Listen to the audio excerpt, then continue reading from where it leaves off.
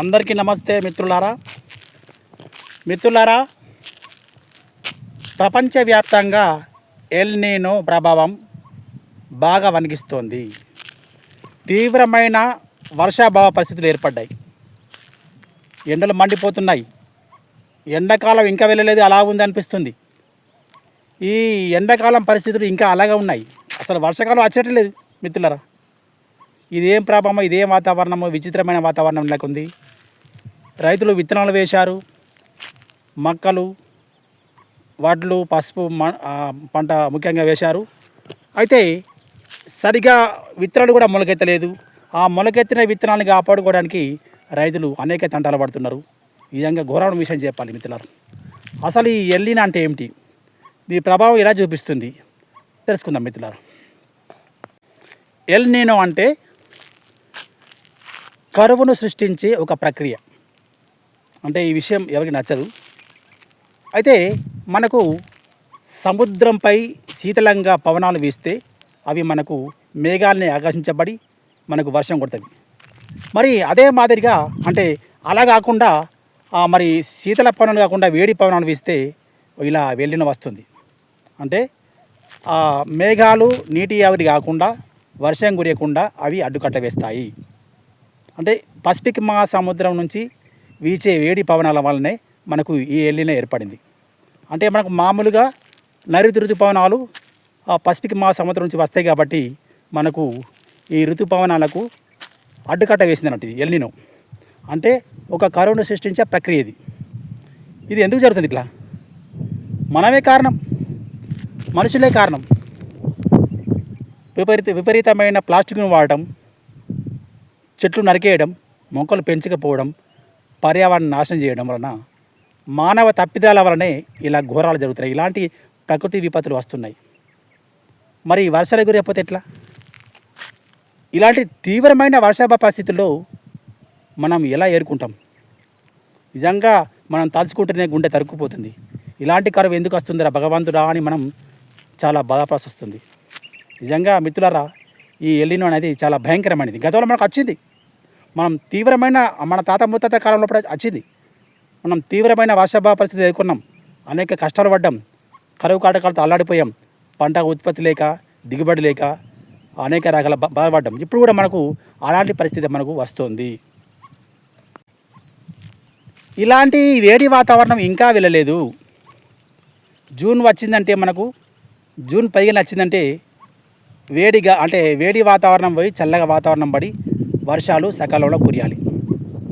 అంటే మనకు అట్లా వాతావరణంలో మార్పులు రావాలి. కానీ అసలు ఈ సంవత్సరం ఎలా ఉన్న ఎండలు అలా ఉన్నాయి. అంటే జూన్ 15 వరకు ఉండాల్సిన ఎండలు జూలై 15-20 తారీఖు వచ్చిన కానీ ఇంకా అలానే ఉన్నాయి. ఈ ఎండలు ఈ సెప్టెంబర్ అక్టోబర్కు ఉండవచ్చని శాస్త్రజ్ఞులు హెచ్చరిస్తున్నారు. అంటే వానాకాలంలా ఉండదు, విభిన్నమైన వాతావరణం ఉంటుంది. వేడి గాలులు వస్తాయి, వేడి వాతావరణం ఉంటుంది. మేఘాలు కమ్ముకున్న మేఘాలని మనం మురిపించరు కానీ వర్షాలు మాత్రం పడాయి. మనం అనుకుంటాం వాతావరణం చల్లబడింది, అబ్బా మేఘాలు వస్తున్నాయి, కుండపోతే పడుతుంది వర్షం అని మనం సంబరపడతాం. కానీ ఈ ఎల్ నీనో ప్రభావం అనేది మేఘాలు ఆకర్షించకుండా అంటే మేఘాలు అంటే నీటి ఆవిరిని తీసుకెళ్తాయి కాబట్టి అంటే ఆ భూమిపై వర్షించకుండా అవి అడ్డుకట్ట వేస్తాయి. అంతా దానికి పవర్ ఉన్నది ఈ ఎల్ నీనో. మరి ఈ ఎల్ నీనో ప్రభావంతో మనం ఎలా ఉంటాం? తీవ్రమైన కష్టాలు ఎదుర్కొంటాం. మేఘాలు వర్షించకపోతే మన నీటి వనరులు నిండాయి. చెరువులు, నదులు, కుంటలు, ప్రాజెక్టులు ఏవి కూడా నిండాయి. భూగర్భ జలాలు కూడా ఉన్నాయి. రైతులు బోర్లు వేసిన ఆ నీళ్ళు కూడా రావు. అంటే పంట ఉత్పత్తి ఉండదు, సాగునీరు ఉండదు, తాగునీరు కూడా దొరకదు. తాగునీరు కూడా దొరకక మనం అల్లాడిపోతాం. అంటే సాగునీరు లేక, తాగునీరు లేక, తినడానికి అంటే పంట సాగు చేయడానికి కూడా నీళ్ళు లేక, మనకు తాగడానికి కూడా నీళ్ళు లేక మనం అనేక కష్టాలు పడతాం. పంటలు పండకపోతే మరి ఎలా ఉంటుంది పరిస్థితి? రైతులు పంటలు పండించకపోతే ఉత్పత్తి ఉండదు. ఉత్పత్తి ఉండకపోతే మార్కెట్లో డిమాండ్ పెరుగుతుంది అనేక రకాల నిత్యావసర వస్తువులకు.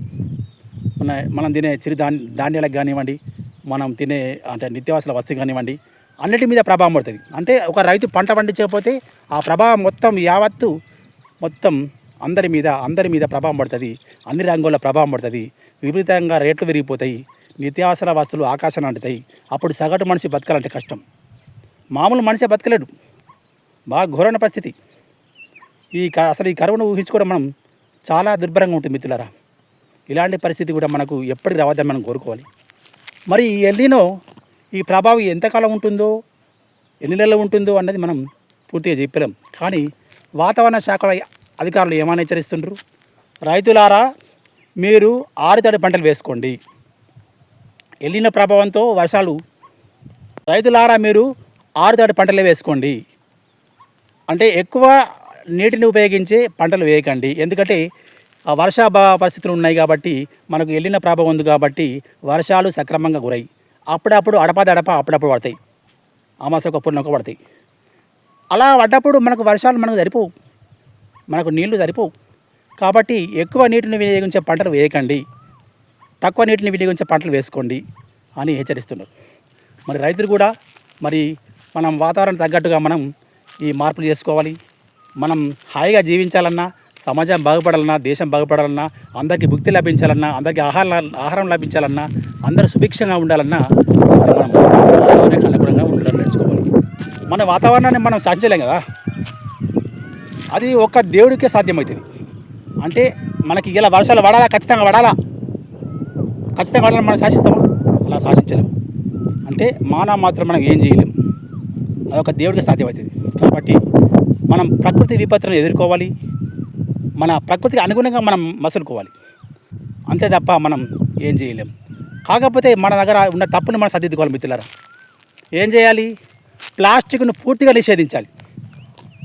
మనం ఎంత ప్రభుత్వాలు ఎంత మొత్తుకున్నా, ఎంతమంది ఎన్ని చెప్పినా కానీ ప్రజల్లో చలన రావడం లేదు. ప్లాస్టిక్ వాడుతూనే ఉన్నారు. ప్లాస్టిక్ కవర్లు కానీ మొత్తం ఎక్కడ చూసినా చెత్త రూపంలో ప్లాస్టిక్ గుట్టలుగా పెరిగిపోతున్నది.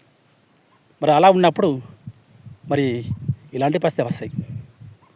చెట్లు నరికేస్తున్నారు, ఎక్కడ పడితే అక్కడ చెట్టు నరికేస్తున్నారు. స్మగ్లర్లు నరికేసి క్యాష్ వేసుకుంటారు, కలపను అమ్ముకుంటారు. ఇట్లా మనం అనేక రకాల మానవ తప్పిదాలకు ప్రకృతి కూడా కన్నెర చేస్తుంది. మరి ఇలాంటి ఎల్నినో ప్రభావం చూపిస్తుంది. మరి ఎల్నినో ప్రభావం తొందరగా వెళ్తే బాగుండు, వర్షాలు సక్రమంగా కురిస్తే బాగుండని అందరూ ఆరాటపడుతున్నారు. మరి మనం ఏం చేద్దాం మిత్రులా చెప్పండి? ఏద్దాం. ఇకనైనా మనలో మార్పు రాకపోతే ఎలా చెప్పండి మిత్రులారా? అసలు మనకు వర్షం కురియడానికి ప్రధానమైన కారణం సముద్రమే.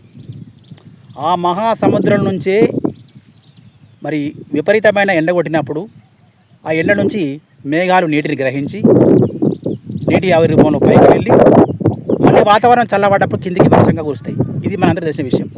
మరి ఇలా సముద్ర ఉపరితలం పైన చల్లటి గాలు వీచినప్పుడే సాధ్యమవుతుంది. ఇందుకు విభిన్నంగా వేడి గాలు వీస్తే మాత్రం మేఘాలు ఆకర్షించుకోవు, నీటి ఆవిరి రూపంలో పైకి వెళ్ళాయి, వర్షం పడది. అంటే ఇదంతా మనకు వేడి గాలులు వచ్చిన ప్రభావమే. అంటే మారిన వాతావరణం ఇలా మార్పులు చెంది మరి సముద్రం పైన వీచే వేడి గాలుల వలన ఈ ఎల్నినో ఏర్పడింది. అంటే ఇది చాలా సంవత్సరాల క్రితం ఇలా ఏర్పడింది. మనం కూడా మన తాత ముత్తాలు మనం చూడలే కానీ మన తాత ముత్తాలు చూశారు. మరి ఇలాంటి పరిస్థితి మనం వచ్చినప్పుడు ధైర్యంగా ఎదుర్కోవాలి. మనకు భవిష్యత్తులో ఇలా రాకుండా మనం ఉండేందుకు మనం తగిన చర్య తీసుకోవాలి. మన ప్రభుత్వాల్లో కూడా మార్పు రావాలి. అసలు ప్లాస్టిక్ వాడకండి అని ప్రభుత్వాలు ప్రజలకు చెప్తున్నాయి. అసలు కిటికంతా ఉత్పత్తి చేసే ఫ్యాక్టరీలో ఉన్నది. మరి ఆ ఫ్యాక్టరీకి లైసెన్స్ రద్దు చేసి ఆ ఉత్పత్తిని ఆపేస్తా సరిపోతుంది కదా. ఇప్పుడు మార్కెట్లోకి వస్తుంది కాబట్టి ఫ్యాక్టరీ ఉత్పత్తి చేసి మార్కెట్లోకి పంపిస్తుంది కాబట్టి ప్రజలు కొంటుర్రు, వాడుకుంటుర్రు. మరి అదే ఉత్పత్తి చేసే ఫ్యాక్టరీ మూసేస్తే ఈ ప్లాస్టిక్ అనేది ఉండదు కదా. కాబట్టి ప్రభుత్వాలు కూడా ఆలోచించి ప్లాస్టిక్ను నిరోధించాలి, ప్రజల్లో చైతన్యం తీసుకురావాలి. మొత్తం మీద ఆ ఉత్పత్తిని ఆపేయాలి. మనం ప్రభుత్వాలు ఆపేయాలి, లైసెన్స్లు ఇవ్వకుండా వాటిని నిరోధించాలి. నిరోధిస్తేనే ప్లాస్టిక్ వాడకం అనేది పూర్తిగా తగ్గిపోతుంది. మరి మార్కెట్లో ప్లాస్టిక్ దొరకదు కాబట్టి, ప్లాస్టిక్ వస్తువు దొరికాయి కాబట్టి మరి దాన్ని నిషేధిస్తే ప్రజలు కూడా కొనుక్కోరు, వాడరు. కాబట్టి ప్రభుత్వమే స్పందించాలని నేను అనుకుంటున్నాను. మిత్రులారా, మీరేమంటారు చెప్పండి. నీరు మొక్కలకు జీవాధారం. నీరు లేనిదే పంట పండదు, రైతులు ఉత్పత్తి చేయలేరు, పంటను సాగు చేయలేరు. ఈ ఎల్లిన ప్రభావంతో మొత్తం రాష్ట్ర వ్యాప్తంగా కాకుండా తెలుగు రాష్ట్రాల్లో తీవ్రమైన కరువు పరిస్థితులు ఏర్పడ్డాయి. సూర్యుడు బగబగా మండిపోతున్నాడు. చూడండి ఫ్రెండ్స్, ఈ ఎల్నినో ప్రభావంతో తీవ్ర వర్షాభావ పరిస్థితులు ఏర్పడ్డాయి. దీంతో రైతులు దిగలుగా ఉంటున్నారు. పంటను ఎలా కాపాడుకోవాలి, వేసిన పంటను ఎలా రక్షించుకోవాలన్న భావంతో వాళ్ళు ఉంటున్నారు. అనుక్షణం వాళ్ళు పంటను ఎలా కాపాడుకోవాలని, ఎలా రక్షించుకోవాలని బాధపడుతున్నారు. ఈ విధంగా వాళ్ళు బోరు వేసి పంటకు నీళ్ళు కడుతున్నారు. చూడండి, ఎంతైనా దానికి నీళ్ళు అవసరం కాబట్టి, మక్క పంటకు నీళ్ళు అవసరం కాబట్టి, మరి దానికి ప్రాణవాయువు అవసరము, నీళ్ళు అవసరం కాబట్టి దాన్ని రక్షించుకోవాలి. కాబట్టి రైతులు తీవ్రమైన బాధలు పడుతున్నారు. మనం ఈ రైతుతో మాట్లాడే ప్రయత్నం. చెప్పే అన్న, అది మీకు కష్టాలు చెప్పండి రైతులు. అంటే ఇప్పుడు మా వర్షాలు పడతారు కదా, ఎట్లా మీకు బాధిస్తుంది? వర్షం పడితే బాగా ఉండదు. వర్షం పడాక ఒకసారి మూడోసారి వాల్చి ఉంటుంది. ఇప్పుడు మీరు టీవీలలో వార్తల్లో చూస్తారు కదా, ఇప్పుడు ఈ సంవత్సరం వర్షాలు ఎక్కువ పడాయి అంటారు కదా, మరి ఇట్లా వాళ్ళ పడకపోతే మీకు గోసనే కదా? గోసనే, పంట తక్కువనే, పంట చక్క వెళ్ళదు. ఇట్లా నీళ్ళు మరి ఇట్లా ప్రతిసారి అంటే ఎన్ని రోజులకు తడితారు? 3 రోజులకు తడి. 3 రోజులు 3 రోజులు 4 రోజులు వర్షం లేకపోతే. చూడండి ఫ్రెండ్స్, ఇతను ఎంతో కష్టపడి ఇబ్బంది పడుతూ నీళ్ళు కడుతున్నాడు. వర్షాలు సకాలంలో కురుస్తలేవు. ఈ ఎల్లిన ప్రభావంతో దాదాపు ఎక్కడ చూసినా దుర్భిక్ష పరిస్థితి ఉంది. ఇలా నీళ్లు కడుతూ పంటని కాపాడుకుంటున్నారు. చూడండి, ఆ నీళ్లు కడితే ఆ మొక్కలకు ప్రాణం వచ్చేటుంది. చూడండి ఎంత కకలాడుతున్నాయి. అంటే నీళ్ళు కట్టకపోతే మొత్తం జీవం లేని శక్తిగా ఉండిపోయినాయి. నిజంగా చాలా దారుణమైన విషయం. ఈ కరువు పరిస్థితులు రావడం చాలా దురదృష్ట విషయం.